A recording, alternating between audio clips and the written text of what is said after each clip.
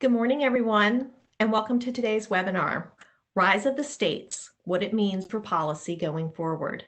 I'm Sherry Whitworth, the Managing Director of Advocacy and Public Affairs for FiscalNote. I've got just a few quick housekeeping items to cover before we get started. Even in this faceless event, we want it to be interactive, so please do submit your questions for our panel. In the lower, you'll see a Q&A box and a chat box. Both will be monitored throughout the session, so use either to submit your questions anytime. There's no need to wait till the end. We'll attempt to get to as many of these questions as possible during our hour together. If your question is directed to a specific panelist, please note that in the beginning of your submission. And lastly, the session is being recorded, so afterwards you'll be sent a copy via email. Everyone, as they join the webinar today, should be in muted mode, not with the exception of our panelists, and for the benefit of the rest of the audience, please ensure that your microphone is in and stays in the mute mode. Today, I'm joined by 4 industry experts who will lead our conversation and share their unique insights. They've also agreed to answer your unscripted questions as well. We're coming to you from 5 separate, so please excuse the variations in sound quality and the slight pauses. I'm going to provide a short bio of each panelist, and then they can tell you more about what they do and their specifics as we move through the process. Delee Shoemaker is the General Manager for U.S. State Government Relations for Microsoft Corporation. In this role, Delee leads Microsoft's state and local government team, coordinating the company's engagement with state and local elected officials, key staff, and community leaders to help achieve important economic and social goals. Delee's portfolio of issues includes advancing STEM education, workforce development, as well as many others which improve quality digital transformation. Anthony Gadd is the National Director of Research at State Innovation Exchange.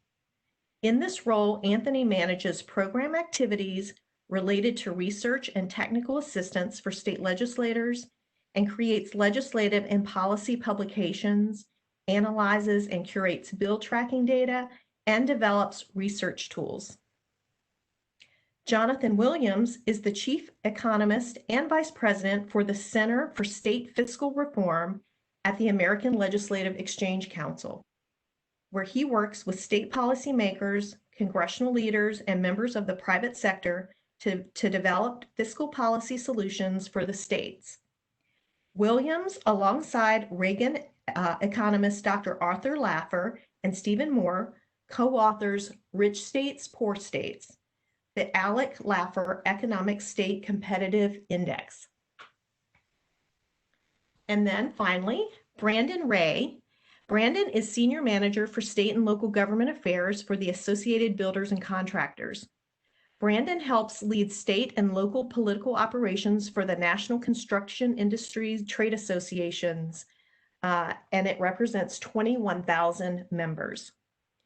Brandon came to ABC from Bloomberg BNA, where he worked on regulatory analysis and research solutions spanning environmental safety, healthcare, labor and employment, transportation, and occupational safety and health issues.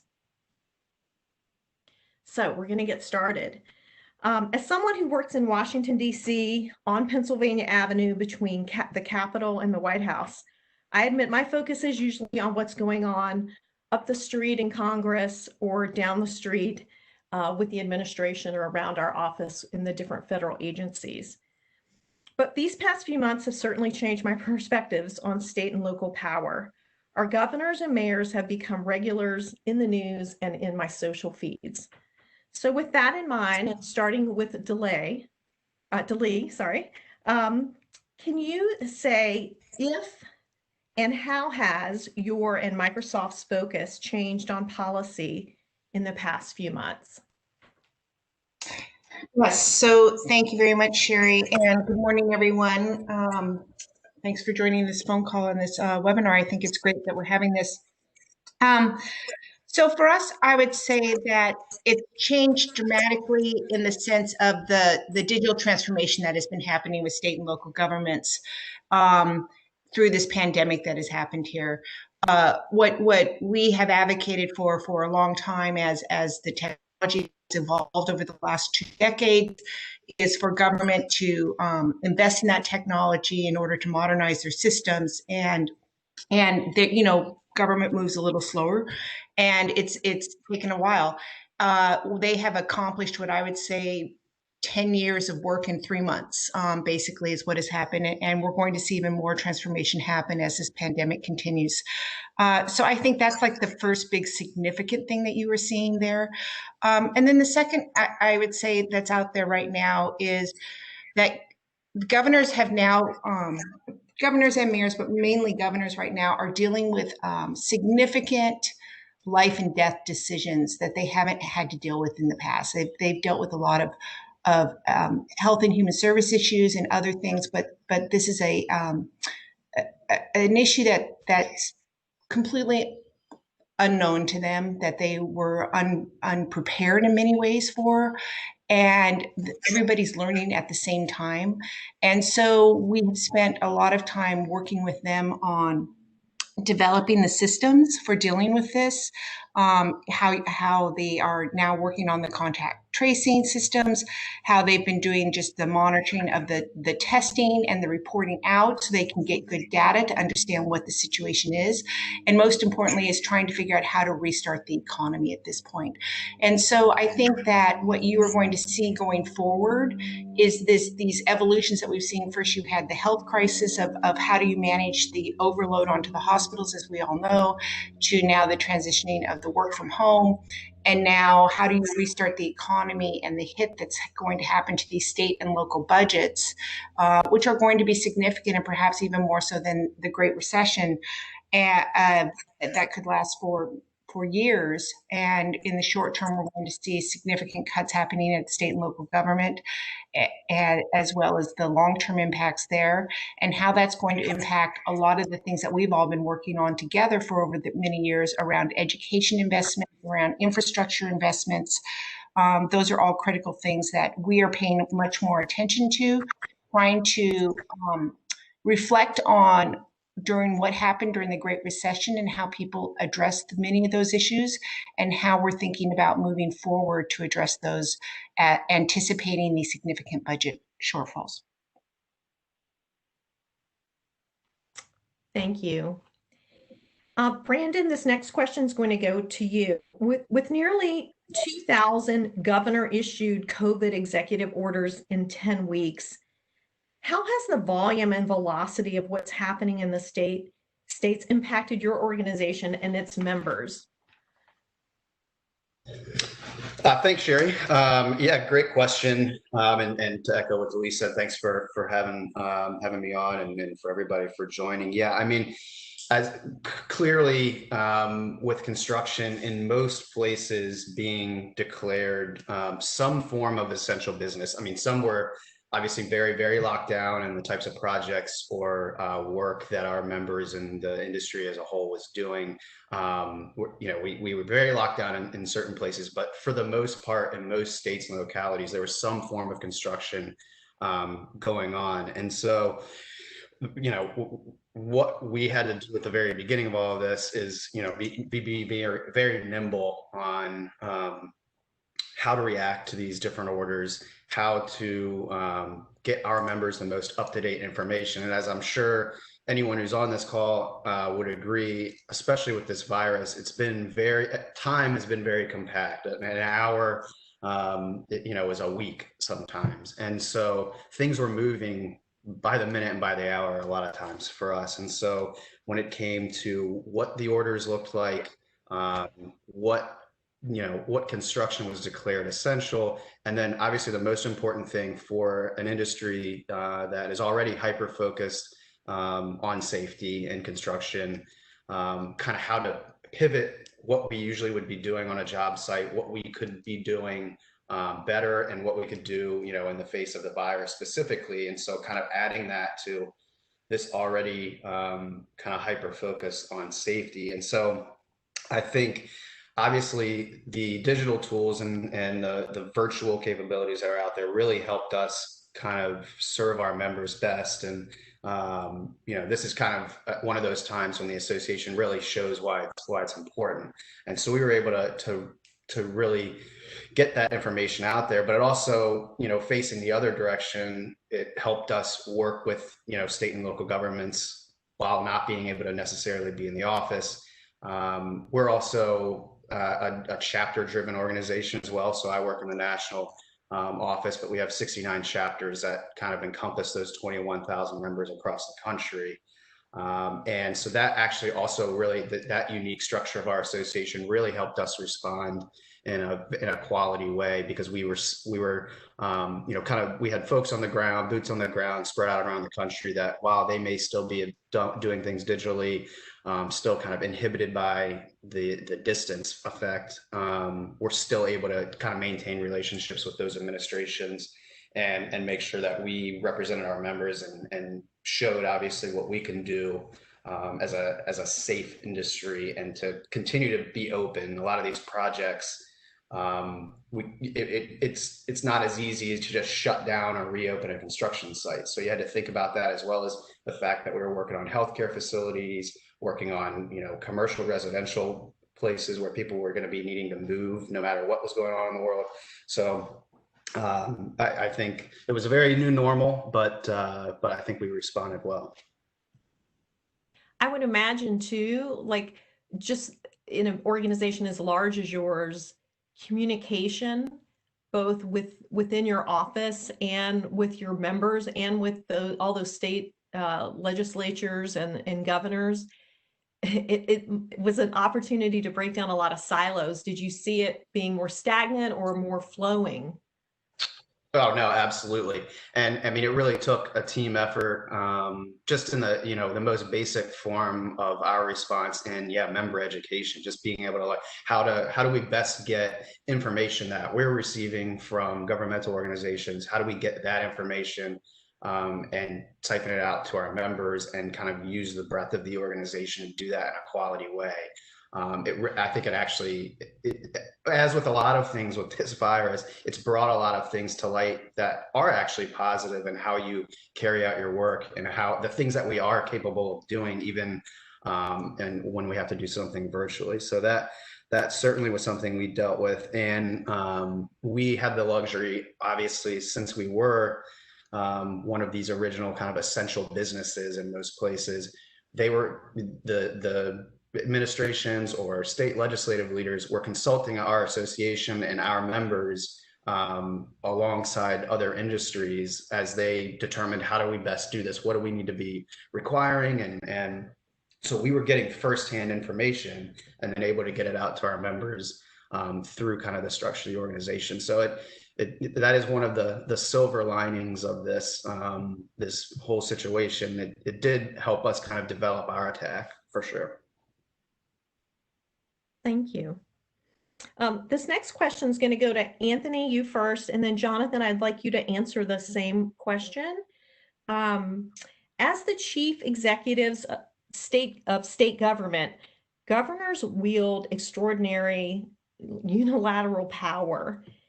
This is happening on both sides of the political aisle. Is this the best way to govern? Do you see this as a good thing with more of this to come? Or is it worrisome in need of changes to curb future use or misuse? So first off, thank you, Sherry, and thank you to FiscalNote for convening this discussion. I would say that in terms of state power, that we do think that states are going to play an important role in obviously playing an important role in both response to COVID-19, in response to the economic recession, and in response to what we're seeing as an uprising and a call for changes due to systemic racism. I think that governors should be working with legislators. I think that legislators and governors should be working with grassroots communities. And the issues that we're seeing at the state level, whether it's around promoting health equity, ensuring worker safety, housing and tenant protections, election systems, including vote by mail, food systems, reproductive health care, paid leave and sick days, immigration, education. All these important issues will require working with governors. So I don't know if it's really a question of whether governors have too much power. I think it's really a question of how governors are working with the state elected officials, the officials that are representing the citizens in their state. And really how legislators are working with the grassroots community and really being able to hear the voices of the citizens in their states. So I think that's the way I would look at it. And I think it's less of a issue of governor's power as much as how states are going to wield their power. And we know that states are designed to be important players in federalism. So states are really the leaders in most areas of domestic policy, and do the most actual work of governing in America.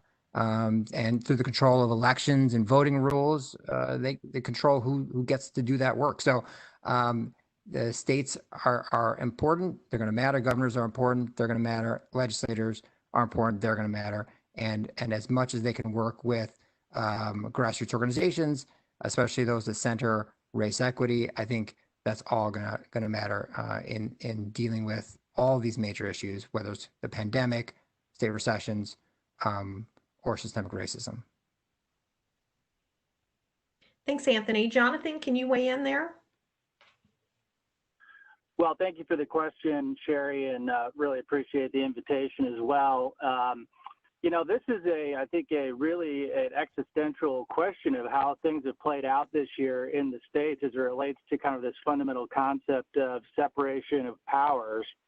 And as you might imagine, as a state legislative organization that represents nearly 1/4 of America's state legislators, there have been quite a few concerns, I think probably legitimately so in many cases, about a lack of a balance of power between the executive branch and the legislative branch. And of course now the third branch of government, the judicial branch, will litigate and adjudicate many of these concerns that have played out, and whether that revolves around federal funds coming through the CARES Act and other federal packages going to state capitals. And as I'm sure everyone followed, some of these disputes playing out in the mainstream media as to who has the power of the purse.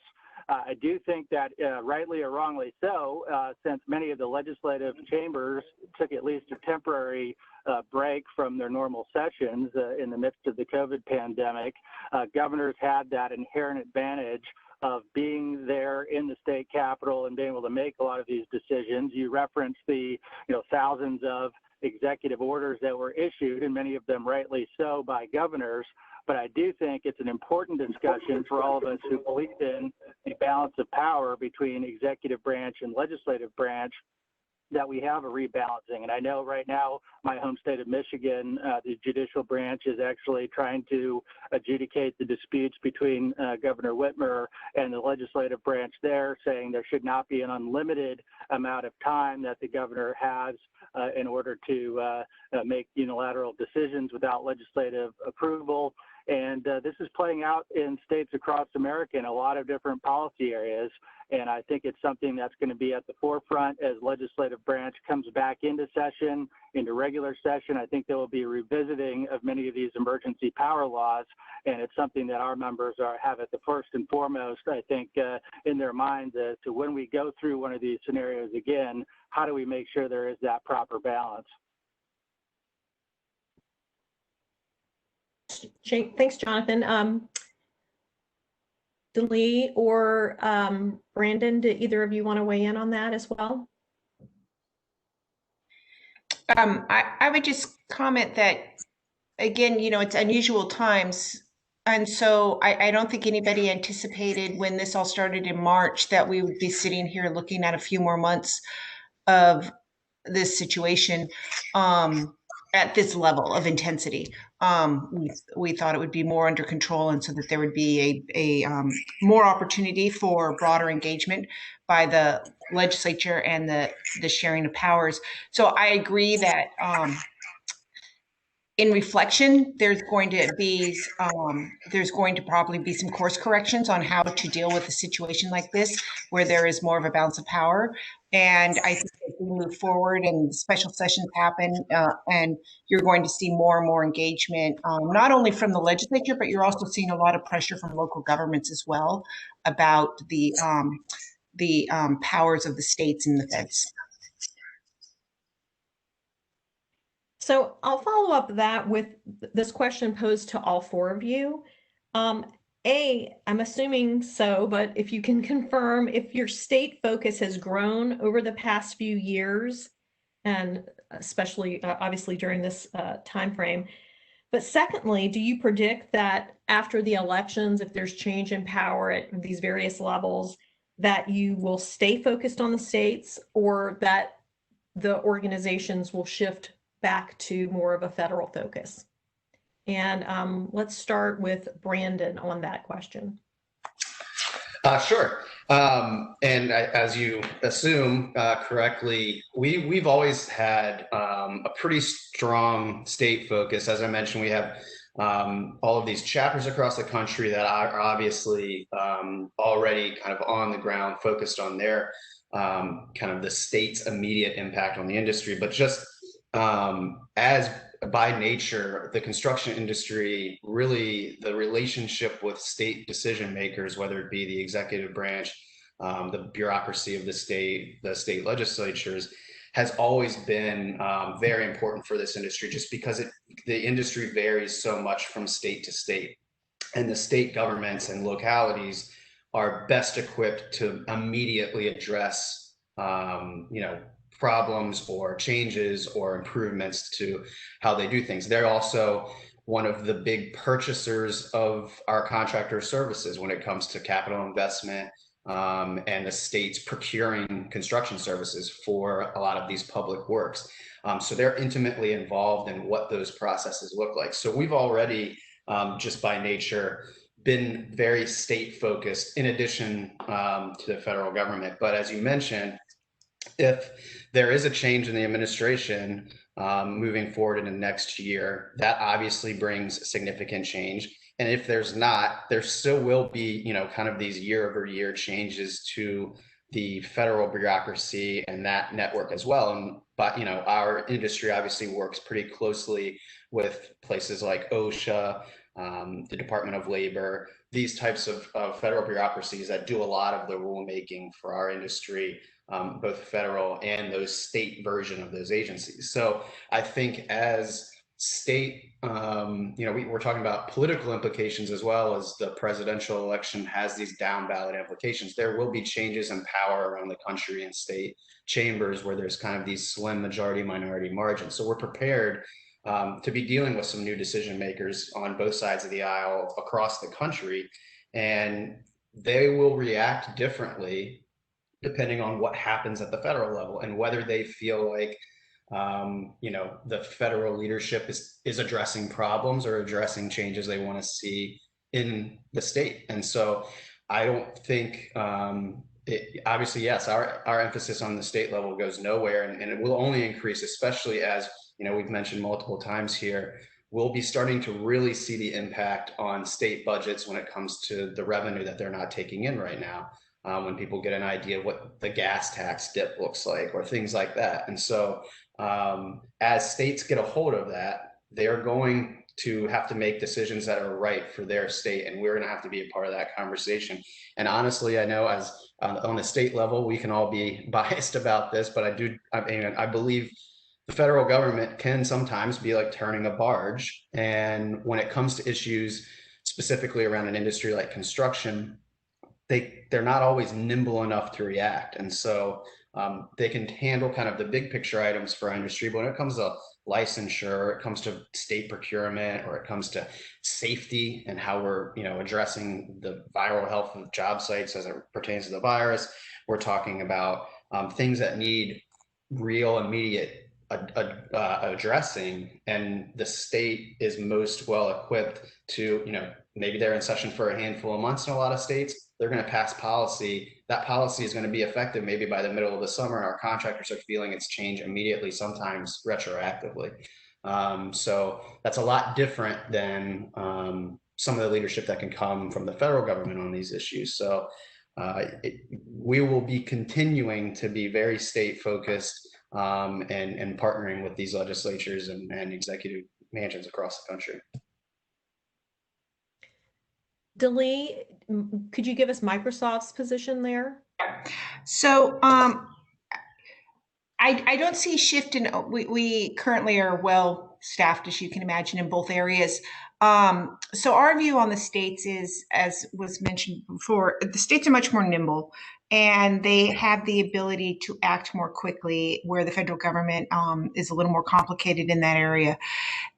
I think the federal government has a lot that it can be helpful for going forward in the economic uncertainty and in the pandemic. They've demonstrated that with the CARES Act, and I think with the what we will see coming forward with the economic recovery is a lot more infrastructure or more money coming to the states, flow through money for infrastructure investments and economic recovery and employment investments as well. So I think that is something that people will be tracking and looking to. One of our big issues has always been around ensuring broadband, which has been for all, and that states need additional resources. The federal government has provided a lot of resources, and I think you'll need them even more. And it's been made very acutely aware for many people in this pandemic that there are many people that don't have access in a work from home, remote learning environment that is necessary in order to survive today. So I think that you will see more emphasis around those types of things. And then also on the technology side, we have been big advocates around certain regulations around AI type of technology that is out there.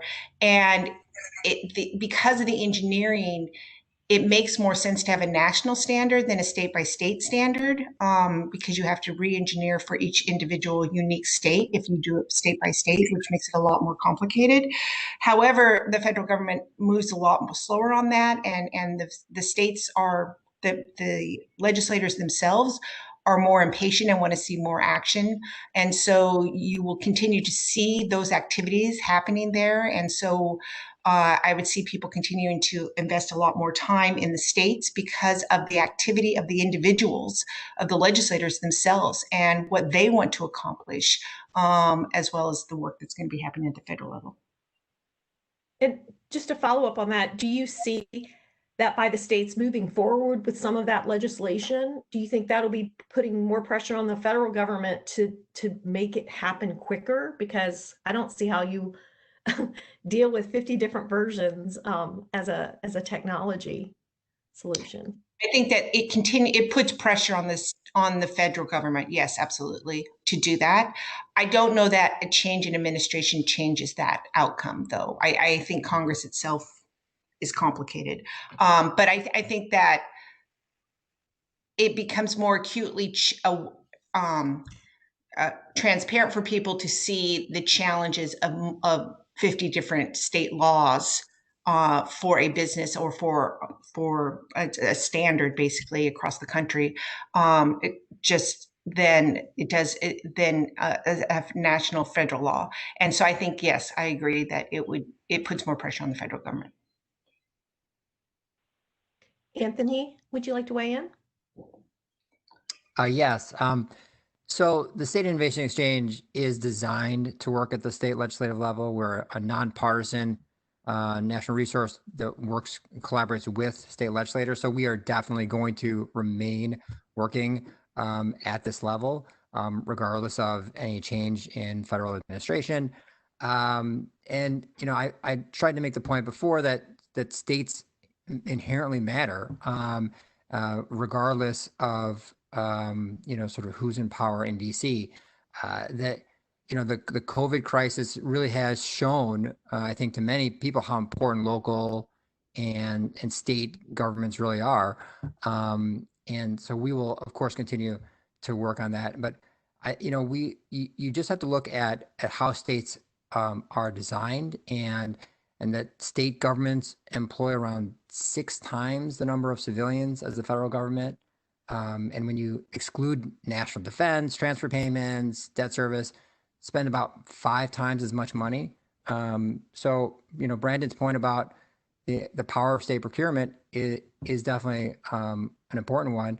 And state legislatures, they introduced and passed many times more bills than Congress does.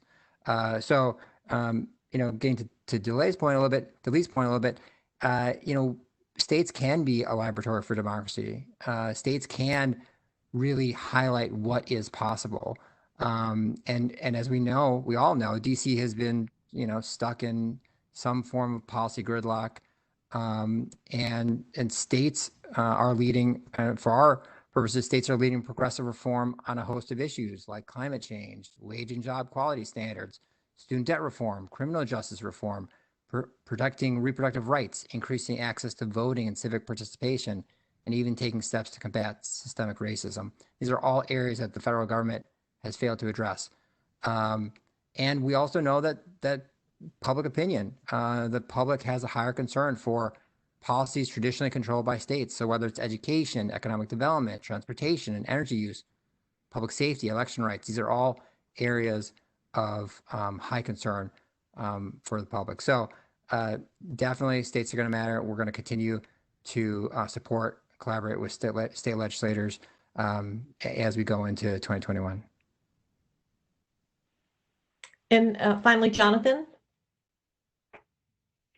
Well, unsurprisingly, ALEC is going to continue to have our focus at the state level as we have for the last 47 years as an organization. And we have, I think there's a couple of interesting points in that we have nearly 100 members of the current U.S. Congress and governors who are ALEC alumni members from when they served at the state level. And I think there's certainly some important federal discussions to be had regardless of who's in power in Washington, such as addressing what could be a $30 trillion national debt and what that means for future tax burdens on businesses and individuals going forward, and how do we solve that as a nation and come together around some of these very important federal questions. However, I do think, as the other panelists have all alluded to, is that Washington does err when it comes to gridlock and being very slow moving regardless who is in power.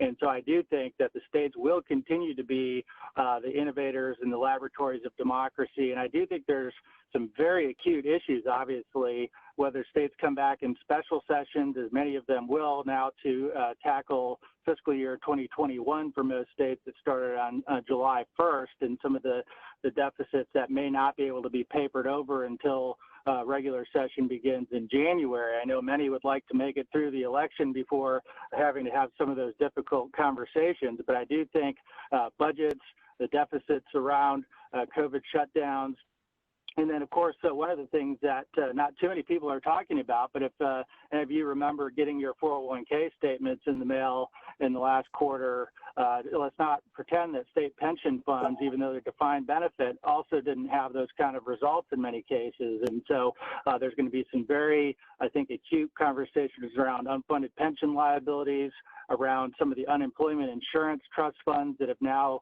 exhausted their assets. And, as many have said, there's lots of different ways of governing at the state level, and that's part of the beauty of the American experiment. You look at, how many assets, a state has in its fund right now, and you go from Wyoming, a state that has budgeted very conservatively and prudently, a state without an income tax that avoids that volatility, and it's got more than 100% of its general fund spending sitting in its rainy day fund right now. You compare that to a state that's been fiscally profligate in many cases, Illinois, even with its high tax burdens, it has a rainy day fund that by recent estimates could last a grand total of funding 15 minutes of state operations. And so there's going to be a huge gulf, the difference between how states are handling things coming back, how acute the situation will be. But I do think that if anything, states are going to be more important in the months ahead than even in past years. I think, Anthony, you mentioned education, and Brandon, you mentioned local decision-making weighing in. I want to take one of our viewer questions or our audience questions around, it's probably a thorny one, but it's around public school openings. As people know, the president's recommending that public schools open in the fall. Some would say this audience member says recommending / demanding. So, but the responsibility is going to fall on the states, the governors and the mayors and the local school boards to figure out how we do that. So the question is, what would be your thoughts on the pressure coming from above down to try to force these things to happen, and then what can the response be from those local municipalities or governors back, and how they do their openings? And I'll let somebody grab that as the first question. This is Brandon. I can take that briefly, real quick. I think, I'm not an education expert, but I think as we talk about the importance of, when we've looked at this virus, as with a lot of different things, and as we keep referencing, how unique each state is, with all kinds of things they deal with, every state has been different in what their needs have been to approach the realities on the ground there. So I think there's a danger to a broad demand, if you will, that everyone can do the same thing and we should all reopen. I think that is where, especially the localities, I mean, the county here that I live in is, has to make decisions based on what their resources are, the number of students they have, what their communities look like, what the spread has been like. All of these things are important. And it's kind of the same way that we've had to look at all these different industries. And also, I mean, just bringing it to construction specifically, I mean, there are places where schools were in process of being built that those sites had to be stalled because of the virus and things not being able to be performed safely.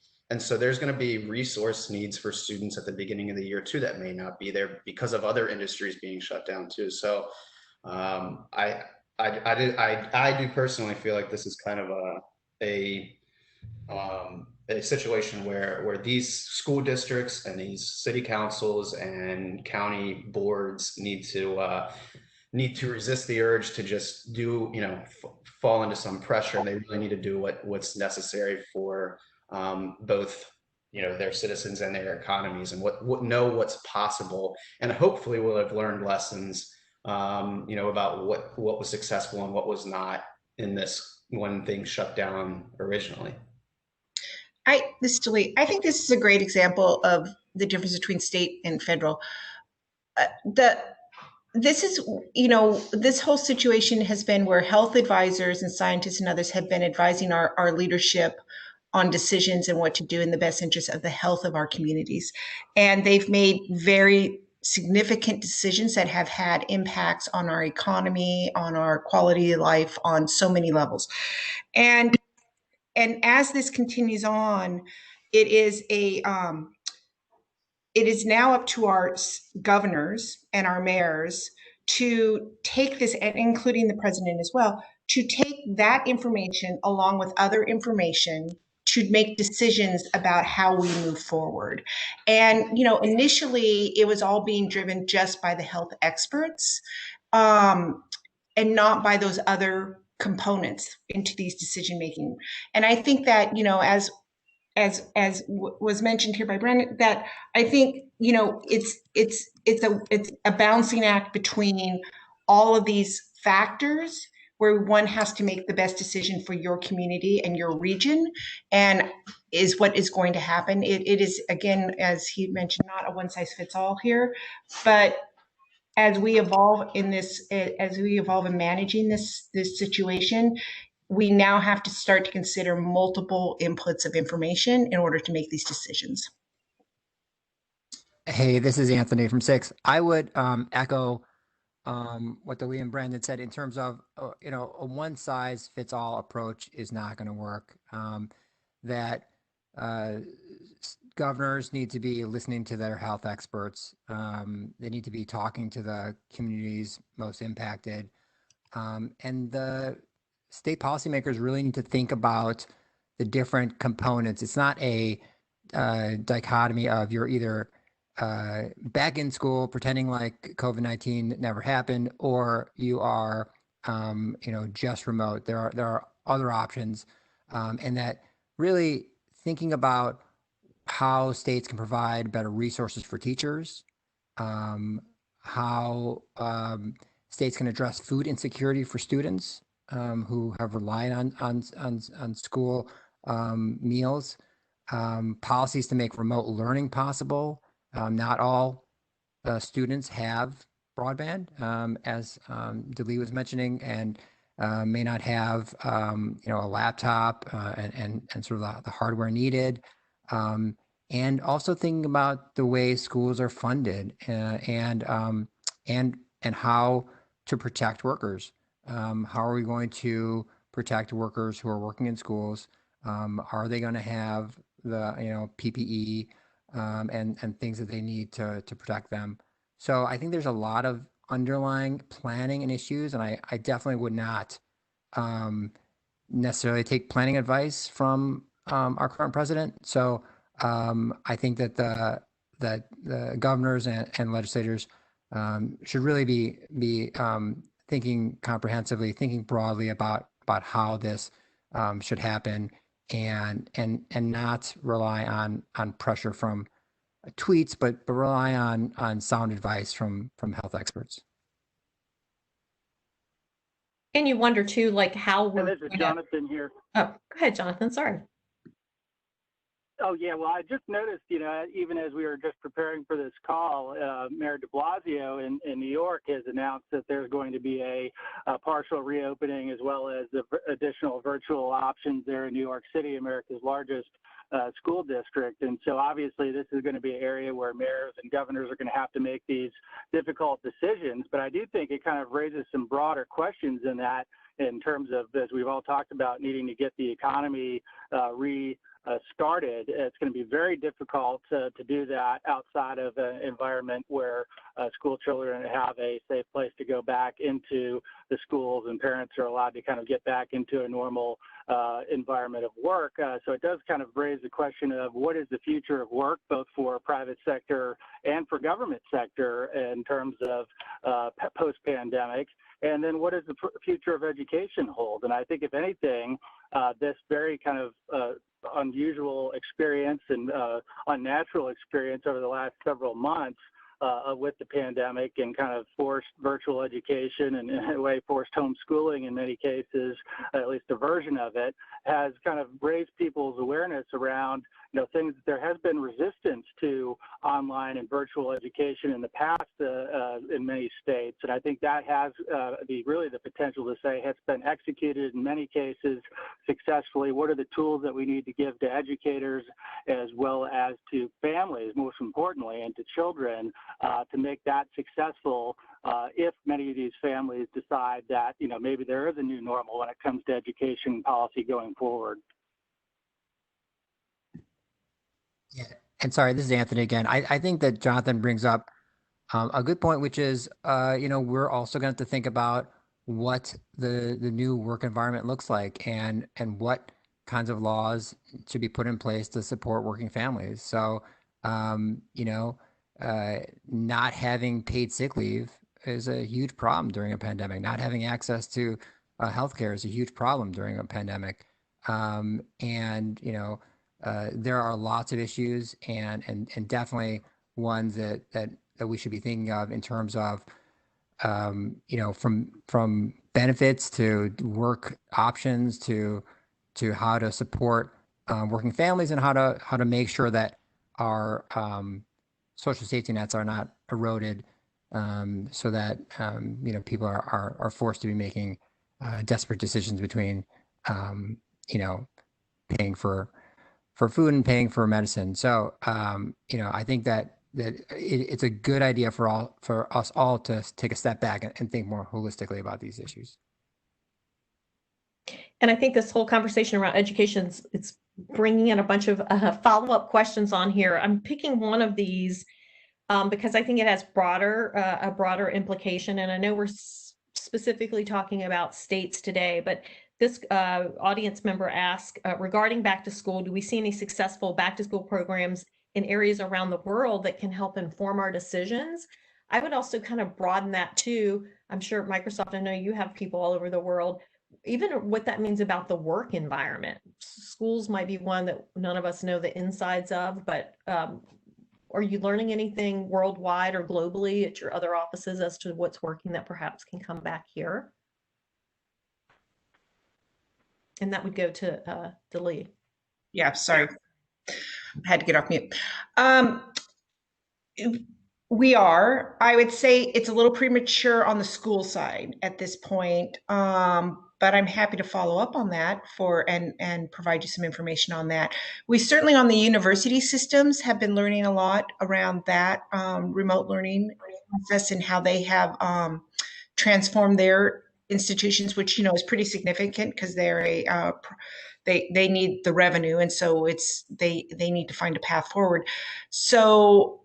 But with the return to work question here, it's been in phases in different places. And so it's been slowly, we've been bringing back small numbers in locations where it's been allowed to come back, and doing the whole procedures that one must do nowadays around the 6 feet, the mask, all of those different items like that. But we are finding that productivity levels are actually quite high with the work from home.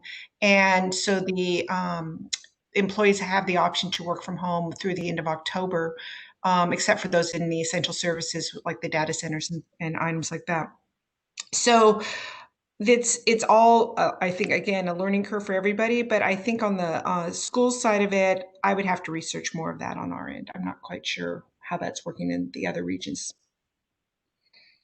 All right, I want to pop through ahead a little bit. We skipped over a couple things just with the conversation, good conversation.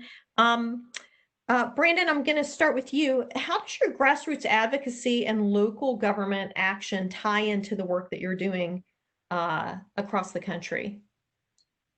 Are you seeing upticks there, and are you doing more in the grassroots area? Well, and thanks for that question. The great thing about our organization, as I mentioned before, is that just kind of the genesis of our organization is political in nature. The issues we work on, the types of members we have are engaged. Well, one of the main reasons being because of the kind of the political voice it gives them. And one of the great things that allows us to have that voice is our political action, and especially when it comes to policy, that kind of grassroots engagement. And we've actually, over the past several years, really tried to innovate our approach to grassroots and find new tools and new ideas to use as we try to continue to get our members involved in that voice and really leverage new technology out there. So like one of the cool things that we brought to the association a handful of years ago was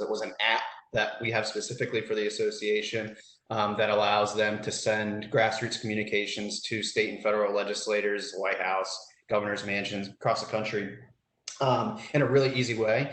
But also, as with everything else that's gone on with this pandemic and things moving virtually, I think we've done a really good job of pivoting some of that grassroots conversation and grassroots engagement and continuing to kind of advance the ball in these digital tools that we're allowed to use around, virtual meetings with our members and state legislators and candidates. Things like that have been really useful. It almost has allowed them to have sometimes more of a voice and more of direct access. The fact that they're kind of we're more forced to leverage these technological tools than maybe how they would have normally.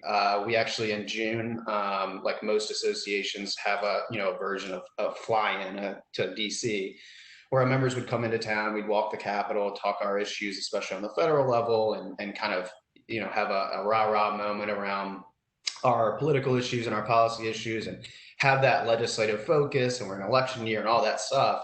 Well, that obviously did not happen as it was supposed to.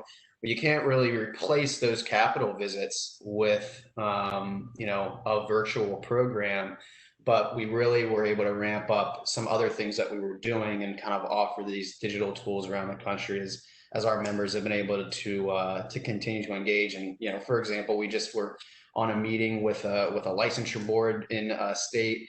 There 13 or 14 people on there. We had a meeting about some things on the agenda. Then the meeting itself was digital, but we still were able to have members present, talk, share their screen, things like that. So we've continued to encourage our folks to not shy away from the process, to kind of use it to our advantage. And I think to your point of kind of moving forward, what's that importance look like? And to Anthony's point earlier, that it only becomes more and more apparent that the voice of the voter or the citizen in a state is being listened to, especially by the state decision makers. And so I think this is kind of a golden era of get out there and be involved in the process and really make a statement and make your voice heard, because I think there's a lot of opportunity out there now for that maybe wasn't there before.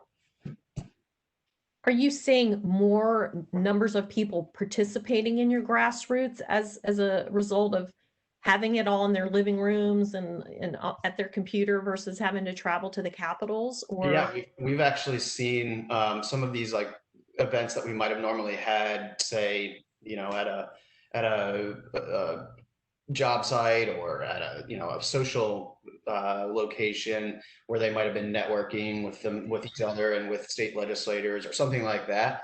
Those being moved digitally makes it a lot easier for people to take time and do those things. So maybe they wouldn't have been able to make it work around dinner time on a Tuesday afternoon, but they were certainly able to make it work in place with what we use in place of that. And so I think it's actually, brought people that may have not been a part of that conversation or aren't comfortable in those situations into the process. And then by nature of, kind of the issue in front of us in the pandemic, I think a lot of folks felt like they had some contributions to make, and they had personal experiences around their job sites or their employees or things like that they wanted to bring. And I think they've seized that opportunity, which has been great. We've got a really limited time left in our session. So I want everybody, if they could just give me their kind of quick fire answer to one of these last questions. And that's, what advice would you give to organizations listening in today about how they should think about prioritizing their work at the state level for the rest of 2020? Is getting in front of mayors and governors and state senators still the most important thing that they should be doing right now? Or would you suggest something other? And I'm going to start with Jonathan on this one. Well, I think, it's all the above. And obviously, Delee's going to love this answer. But I mean, technology is our friend, right? And so, as somebody who has traveled to 30 states a year for the last 15 years, having that type of technology and interacting with our members, like Brandon was talking about, not in a grassroots sense for us, but in a member relationship sense, has been just huge. And we've seen a huge uptick in engagement with our members. And maybe ask me at the end of next week when we convene our annual meeting online in a virtual way for the first time in our 47 years. But I absolutely think this has been a game changer and has enhanced the amount of engagement with our members going forward. But I mean, I think one piece of advice would be is, I think, budgets, and for states that have balanced budget requirements, which of course are 49 out of the 50 states, anything that you or your offices and your members out there, for all of you on the call, can do that would bring solutions to state policymakers seeking to do fiscally responsible, balanced budgets in a way that either brings your technologies to the debate or brings ideas for them in order to protect taxpayers and balance budgets. That is going to be the name of the game, whether it's coming in for special and interim sessions this calendar year or kicking off their 2021 regular sessions. Anthony, can you weigh in? Sure. I mean, I would say that, we know that lots of money gets spent on elections. Not a lot of money gets spent on helping state legislators govern. So we know that after getting elected, state legislators are inundated by swarms of often corporate lobbyists. And we know that legislators don't need organizations to parachute in and offer copycat legislation. It's not what they really need. What we think legislators need is they need support, and they need to be working with a vibrant grassroots community, especially one that centers race equity. I think my advice to folks here would be to get your priorities in front of grassroots organizations, especially those that center race equity. That the more we can invest in people power over lobbyists, the better we'll be. The more we can spend time having your ideas vetted by the communities impacted by them, not just shareholders that profit from them, the better we will all be. So I think that, all these elected officials matter, but the work should be done through and in partnership with community advocates and through the grassroots. And Dalee, I'm going to let you have the last word on this topic. Any advice for folks listening? So I would say it's super hard to actually get in front of governors and mayors right now with COVID. So technology is your friend, and I would strongly encourage everybody to. I'll make a plug for Teams. It's great. I would.